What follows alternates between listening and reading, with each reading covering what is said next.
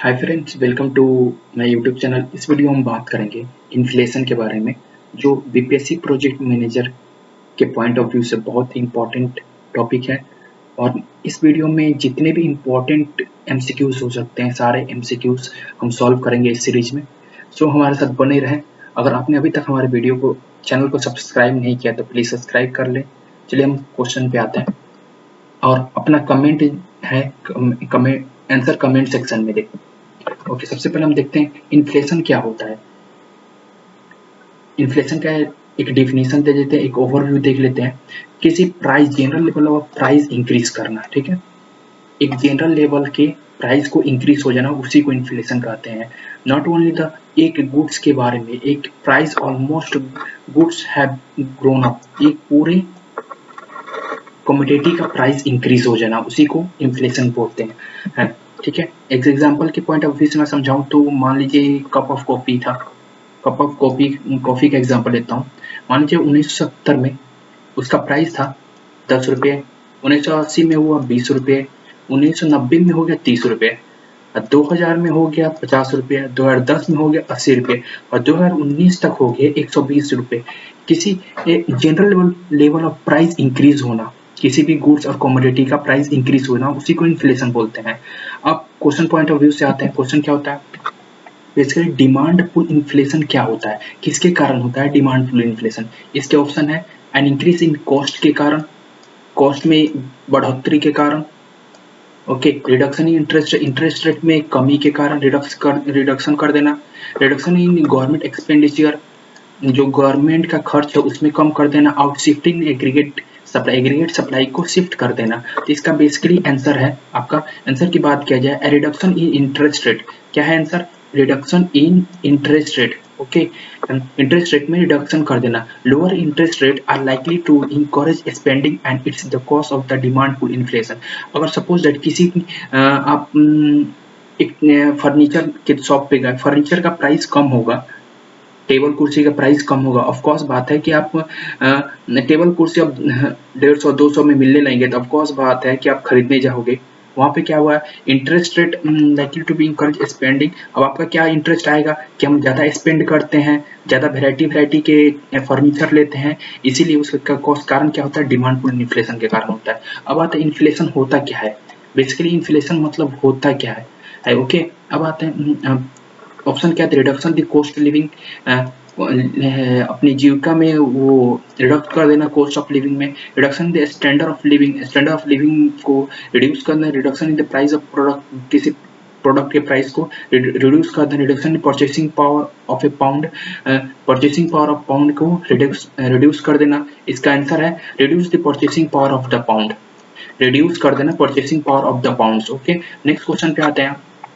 N increase इन क्या बोल रहा है, N increase in injection into the economic में लेड टू, इंजेक्शन में sorry increase in injection in the economic में इंजेक्शन का इंक्रीज होने का क्या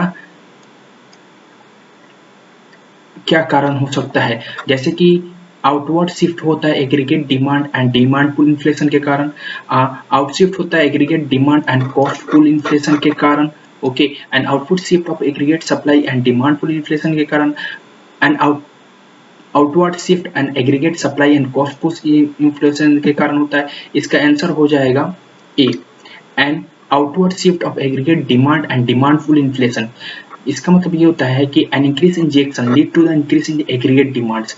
जब इंजेक्शन किसी सपोज दैट एक प्रीवियसली एग्जांपल जो मैन्युफैक्चरिंग फर्नीचर का एग्जांपल दिया था, अगर किसी चीज का सपोज दैट एप्पल का अगर प्राइस कम होगा, ऑफ कोर्स बात है प्राइस कम होगा तो उसका बिक्री ज़्यादा होने लगेगा। प्राइस कम होगा तो बहुत ही होगा, एक से एग्रीगेट डिमांड बढ़ने लगता है उसका। ओके, अब आते हैं नेक्स्ट क्वेश्चन पे। An increase in aggregate demand is more likely to led to demand pull inflation. Aggregate demand को बढ़ाया जाए तो more likely lead to the demand pull inflation. क्या वो डिमांड पुल इन्फ्लेशन को पुल करेगा? एग्रीगेट डिमांड, इसका ऑप्शन है A, aggregate pull is perfectly elastic होगा, aggregate supply is perfectly inelastic होगा, aggregate supply is unit elastic होगा, aggregate supply is relative elastic होगा। इसका आंसर है aggregate supply is perfectly elastic. क्या है इसका answer? Aggregate supply is perfectly elastic होगा। ओके, इलास्टिक नेक्स्ट क्वेश्चन पर इंक्रीजिंग द कॉस्ट विल, जब क्या कॉस्ट बढ़ा देते हैं किसी चीज का भी, अगर कॉस्ट इंक्रीज कर देते हैं क्या होगा, शिफ्ट एग्रीगेट डिमांड बढ़ेगा या शिफ्ट एग्रीगेट सप्लाई होगा, reduce the nature rate of unemployment, increase the productivity of the employees. इसका आंसर होगा shift aggregate supply, aggregate supply को शिफ्ट कर देगा। ओके, इसका आंसर है एग्रीगेट सप्लाई को शिफ्ट कर देगा। ओके, अब नेक्स्ट क्वेश्चन पे आते हैं, the effect of inflation on the price competitiveness of the country product में भी ऑफसेट होता है, किसके कारण ऑफसेट होता है, and a period of the currency के कारण होता है, evolution of the currency, currency में इवोल्यूशन हो जाने के कारण उसके कारण हो सकता है, डिप्रिसिएशन ऑफ करेंसी, करेंसी में डिप्रिसिएशन हो जाना उसके कारण होता है, lower inflation abroad, lower inflation हो जाना, इसका आंसर होगा A depression of the currency, depression होना करेंसी में। ओके, नेक्स्ट क्वेश्चन पे आते हैं, मीनू cost is relation to inflation refer to, menu cost क्या रिलेशन रेफर करता है इन्फ्लेशन में, cost of finding better rates of the return. Okay, first cost of altering price list होता है। Okay, cost of money increase in the value, the cost of revealing the currency, इसका answer है cost of money increase its value with inflation price list need to update, this was the menu cost, यही menu cost होता है।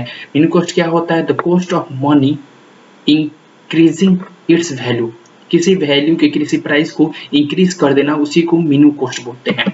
Next question पे आता है, in the short run unemployment में fall below the natural rates of unemployment, पहला option है nominal wages have rises less than inflation, nominal wages has rises at then same rate of inflation, nominal wage have risen more than inflation, nominal wages risen less than unemployment, इसका answer है nominal wages have risen less than inflation होता है, less than inflation, इसका answer हो जाएगा 1। Unemployment can fall below the natural rate, unemployment का fall होता है बिलो द नेचुरल रेट होता है if the real veg fall because the price has grown, अगर रियल वेजेस, अगर किसी रियल वेजेस का प्राइस गिरने लगे and because price and the growing faster then nominal wages, nominal wages का price बढ़ने लगे उसी के कारण होता है अनएम्प्लॉयमेंट के कारण। ठीक है, अब आते हैं नेक्स्ट क्वेश्चन पे, according to the Phillips curves unemployment will return to the natural rate when, Phillips curves के अनुसार अनएम्प्लॉयमेंट नेचुरल रेट पे कब आएगा। ओके, फिलिप्स कर्व के अनुसार अनएम्प्लॉयमेंट नेचुरल रेट पे कब आएगा, फर्स्ट इसका ऑप्शन है nominal wage are equal to expected wage पे होगा तब, real wage are back to equilibrium level पे होगा तब, nominal wage are growing faster than inflation, inflation is higher than the growth of nominal wage, इसका answer है real wage are back at the equilibrium level, जो nominal wage real wage है are back to the equal